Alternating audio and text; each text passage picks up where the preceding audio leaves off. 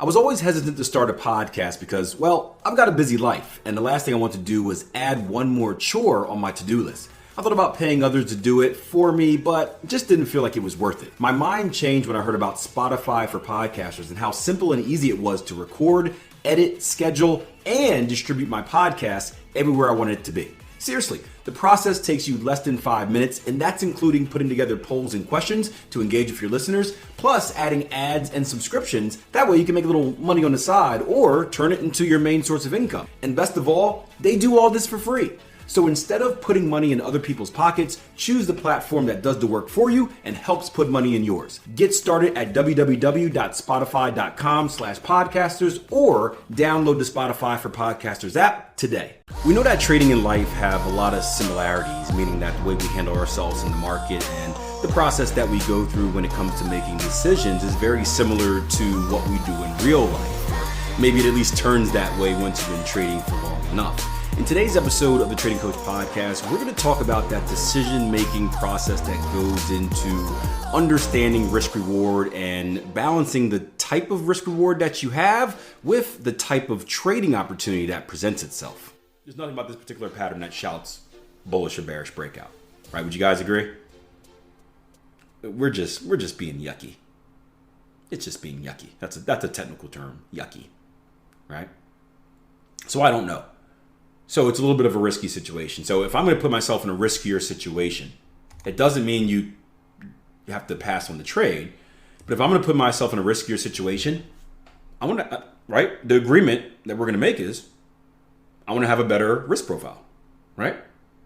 When I go to negotiate with the market, I say this, market, hey, if I'm going to have a poor risk profile, 1-to-1, closer to 1-to-1, it better be a pretty darn good trading opportunity.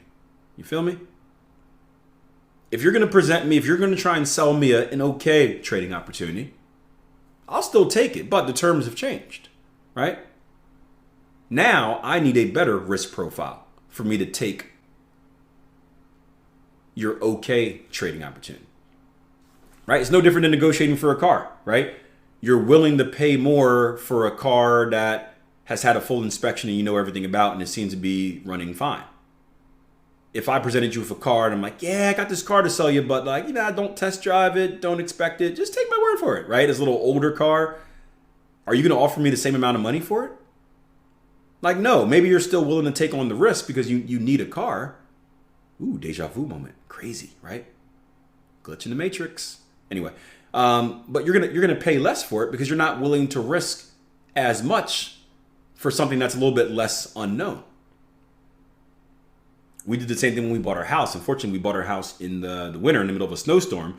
So we're trying to get a rush on our buy. One, because we were close to being off the lease of the other place we were at.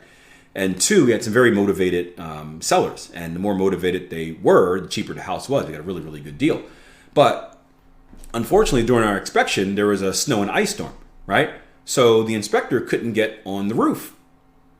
He couldn't get on the roof, so we couldn't inspect the roof, which if you guys have ever bought houses, roofs are very important. That's one of the most expensive things where if it's bad, that's going to be one of the most expensive fixes. So we were able to get a little bit of a better deal because I'm like, hey, we want to buy the house, but I'm uneasy with this roof inspection. We didn't get it done. I kind of knew this was a bargain and ship. It's all in the paperwork. We knew when the roof was made, but we didn't get it inspected.